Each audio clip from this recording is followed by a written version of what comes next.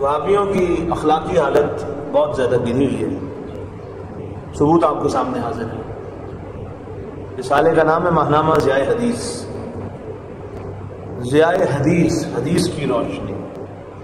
دیکھیے ایڈیٹر ہے اس کا مولوی ادریس فاروقی، چیف ایڈیٹر ہے ادریس فاروقی، اور ایڈیٹر ہے اس کا بیٹا نعمان فاروقی،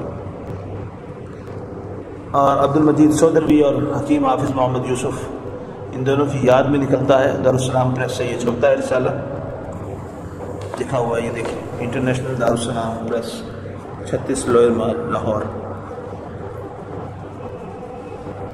شمارہ ہے جلد 17 شمارہ 10، جلد 17 شمارہ 10، اکتوبر 2008 بمطابق شوال 1429 ہجری۔ مضمون چھپا ہے امراض اور ان کا علاج، اور اس سے اگلا مضمون ہے شادی کا نفسیاتی تجزیہ، محمد ذوالقرنین۔ وہابی کے رسالے میں وہابی کا مضمون وہابیوں کی اخلاقی حالت کا آئینہ دار، صفحہ نمبر 68 پر موجود ہے۔ دیکھیے یہ دعوے کتنے بڑے بڑے کرتے ہیں اور ان کا اپنا حال کیا ہے۔ ایک ایک سطر آپ پڑھ سکتے ہیں۔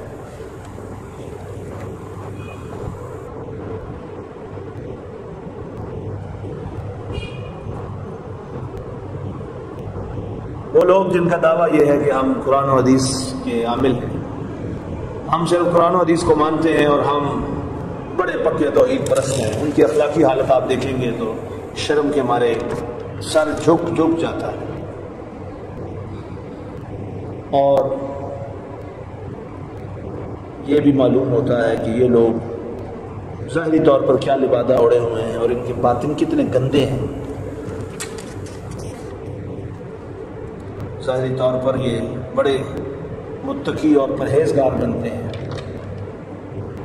ٹخنوں سے نیچے شلوار جانے نہیں دیتے، نمازیں بڑی لمبی لمبی پڑھتے ہیں، اور اخلاقی حالت دیکھیے، توبہ سلمان الفیس۔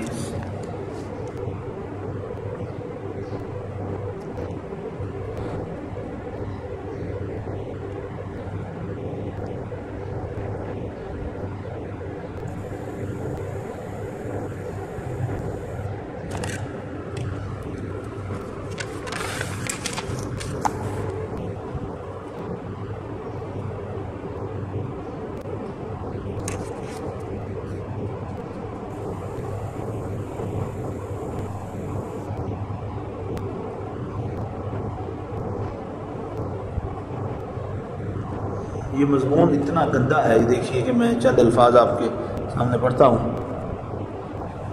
یہ غلط ہے، بلکہ انہیں سہاگ والی رات 16,000 سے گار کرنی چاہیے۔ اتنی گندی اور گھٹیا زبان اور اتنی وہابیوں کے ذہن کی عکاس زبان انہوں نے استعمال کی ہے۔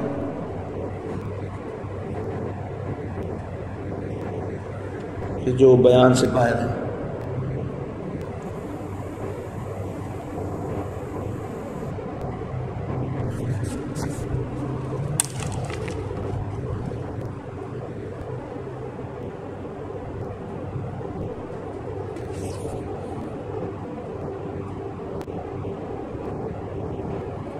آپ کو وہابیوں اور وہابیت کی اصل صورت دکھانے کے لیے یہ رسالہ آپ کے سامنے اصل میں نے پیش کیا ہے، جو میں نے اپنی ذاتی لائبریری میں رکھا ہوا ہے، لیکن مجھے یہی ڈر لگا رہتا ہے کہ کہیں کوئی یہ رسالہ نہ پڑھے اور کیا کہے گا کہ ایک خادم دین کی لائبریری میں ایسا گندا اور گھٹیا رسالہ موجود ہے۔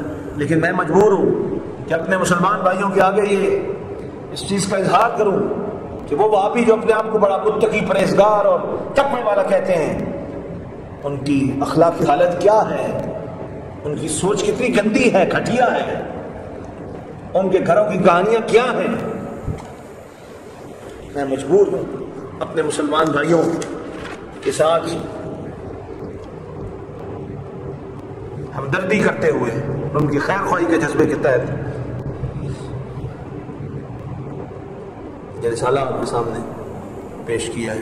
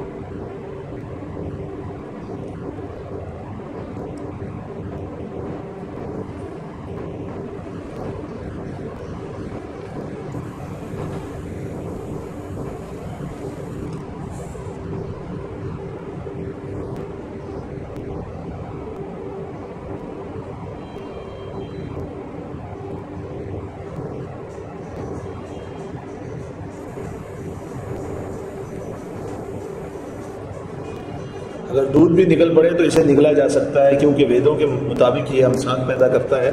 سعودی مجلس افتاء نے یہ فتوے دیے ہیں کہ انسان عورت کے پستان چوس سکتا ہے۔